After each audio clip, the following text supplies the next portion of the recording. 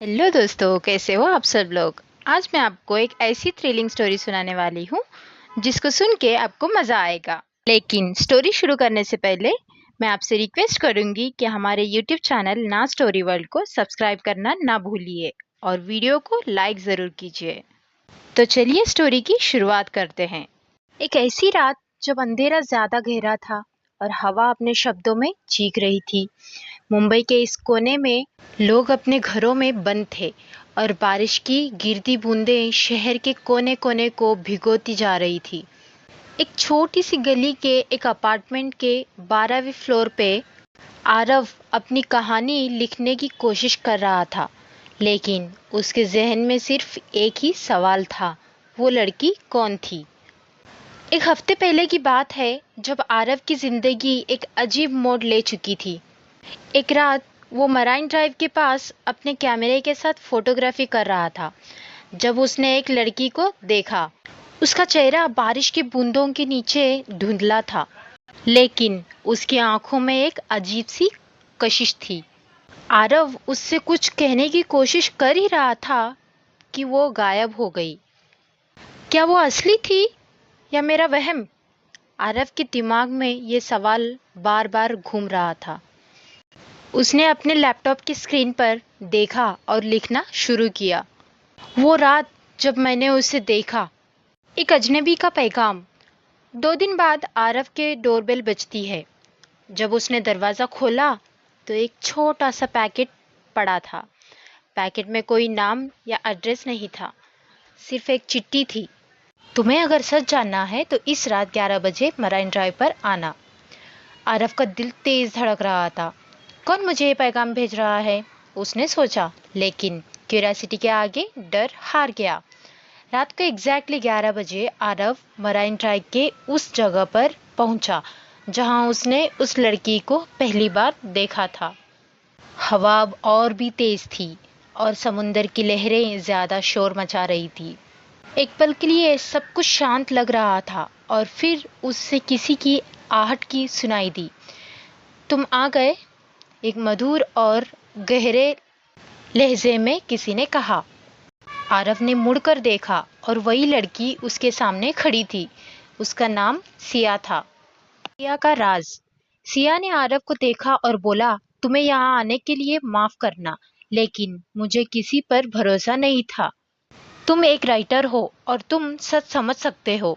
सिया के शब्दों में एक डर था, लेकिन कहानी छुपी थी। आरव ने पूछा, तुम्हारे साथ क्या हुआ है? तुम कौन हो? सिया ने अपनी कहानी शुरू की। मैं एक साइंटिस्ट थी, एक सीक्रेट प्रोजेक्ट पर काम कर रही थी, लेकिन एक एक्सपेरिमेंट गलत हो गया। मैं एक अल्टरनेट डायमेंशन में फंस गई थी और अभी भी वहां से पूरी तरह निकल नहीं पाई। आरव ने सोचा, क्या ये मजाक है या ये सच में हो रहा है? सिया ने एक छोटी सी डिवाइस आरव के हाथ में दी और कहा, ये डिवाइस तुम्हें मेरे डायमेंशन का एक छोटा सा दरवाजा खोलकर दिखाएगा, लेकिन याद रखना, सच हमेशा खौफनाक होता है। अल्टरनेट रियलिटी का दरवाजा। आरव ने सिया की बात मानी और उस डिवाइस का बटन दबाया। एक इंस्टेंट में उसके सामने एक अलग ही दुनिया खुल गई। सब कुछ वही था, लेकिन फिर भी अलग। मुंबई के वही रात के नज़ारे, लेकिन आसमान लाल था और हवा में एक अजीब सी टेंशन थी। ये तुम्हारा डायमेंशन है? आरव ने धीरे से पूछा। सिया ने हाँ में सर हिलाया और कहा, लेकिन मुझे वापस अपनी दुनिया में जाना है। अगर मैं यहाँ रही तो ये दुनिया मुझे पूरा खा जाएगी। आरव ने इस नए डायमेंशन में देखा कि लोगों के चेहरे बदल रहे थे, जैसे वो किसी अजीब कर्ज के शिकार हो। सिया ने समझाया, ये डायमेंशन अनस्टेबल है और इसका असर यहाँ सब चीजों पर हो रहा है। अगर हम जल्दी नहीं करते तो हम यहाँ से कभी वापस नहीं जा सकेंगे। एक मुश्किल फैसला। आरव अब कंफ्यूज था। एक तरफ सिया की मदद करनी थी और दूसरी तरफ उसकी अपनी जिंदगी का सवाल था। सिया ने कहा, अगर तुम मुझे मदद नहीं करोगे तो दोनों डायमेंशन डिस्ट्रॉय हो जाएंगे। सिया और आरव ने मिलकर एक प्लान बनाया। उन्हें एक जगह जाना था जो दोनों डायमेंशंस के बीच का एक एंकर पॉइंट था। लेकिन उनका प्लान आसान नहीं था, क्योंकि सिया के पीछे एक शैडोई ऑर्गेनाइजेशन लगी थी जो उसे मारना चाहती थी। एंकर पॉइंट एक छुपा हुआ आइलैंड था, समुंदर के बीच में था। लेकिन उस जगह पहुंचने के लिए सिया और आरव को शैडोई ऑर्गेनाइजेशन के एजेंट्स को चलाना था। सिया ने कहा, ये लोग मुझे इसलिए चाहते हैं क्योंकि मैं उनका एक्सपेरिमेंट एस्केप कर गई थी। उनका ऑब्जेक्टिव ये है कि ये अनस्टेबल डायमेंशन को अपने कंट्रोल में ले ले। एक सफर समुंदर के बीच। सिया और आरव एक छोटी सी बोट में सफर कर रहे थे। रात के अंधेरे में सिर्फ समुंदर के लहरों का शोर सुनाई दे रहा था। सिया ने आरव को अपने मिशन के और डिटेल्स दी। एंकर पॉइंट एक ऐसी जगह है जो एनर्जी डिस्टॉर्शंस को बैलेंस कर सकती है, लेकिन हमें एक प्रिसाइज कोड चाहिए उसे एक्टिवेट करने के लिए, सिया ने कहा। आरव ने पूछा, और वो कोड कहाँ है? सिया ने कहा, कोड मेरे माइंड के एक हिडन सेक्शन में है, लेकिन मुझे उसको अनलॉक करने के लिए एक ट्रिगर चाहिए जो एंकर पॉइंट के पास ही मिलेगा।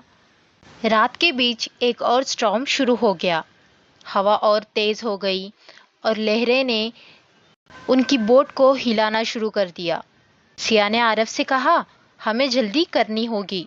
अगर ये स्टॉर्म और बढ़ता है तो हम एंकर पॉइंट तक नहीं पहुंच पाएंगे। एंकर पॉइंट के पास पहुंचते ही सिया और आरव ने देखा कि शैडो ऑर्गेनाइजेशन के एजेंट उनका इंतजार कर रहे थे। सिया ने आरव को एक सिग्नल दिया और दोनों ने अलग अलग डायरेक्शन में भागना शुरू किया। एजेंट्स ने उन्हें रोकने की कोशिश की, लेकिन सिया ने एक एनर्जी पल्स जनरेट करके उन्हें कंफ्यूज कर दिया। आरव ने एक छोटी सी डिवाइस एक्टिवेट की जो सिया ने उस की थी और एक टेम्पररी शील्ड क्रिएट किया। फाइनली सिया ने एंकर पॉइंट के कोर तक पहुंचा और अपने माइंड का हिडन कोड अनलॉक किया, लेकिन उस प्रोसेस में उसकी एनर्जी काफी कंज्यूम हो गई थी। आरव ने देखा कि सिया वीक लग रही है, लेकिन उसने अपने मिशन को कंप्लीट कर दिया। एंकर पॉइंट एक्टिवेट होने लगा और अनस्टेबल डायमेंशन स्टेबलाइज होने लगा। लेकिन सिया को एक और डायमेंशन में जाना पड़ा, क्योंकि वो यहाँ ज्यादा देर तक नहीं टिक सकती थी। मुझे यहाँ से जाना होगा, सिया कहते हुए आरव की आंखों में देखती है। मैं तुम्हारा शुक्रिया कभी नहीं भूलूंगी। तुमने मुझे और दोनों वर्ल्ड्स को बचाया है। नई शुरुआत। सिया के चुप होने के बाद आरव की जिंदगी बदल चुकी थी। वो अपनी कहानी लिखकर दुनिया के सामने लाना चाहता था, लेकिन एक पार्ट उससे हमेशा हिस्ट्री में छोड़ दिया। क्या सिया अब भी कहीं वहाँ है? एक दिन जब आरव मराइन ड्राइव पर था, उसे एक मैसेज मिला। मैं सेफ हूँ, तुम्हें फिर मिलूंगी, सिया।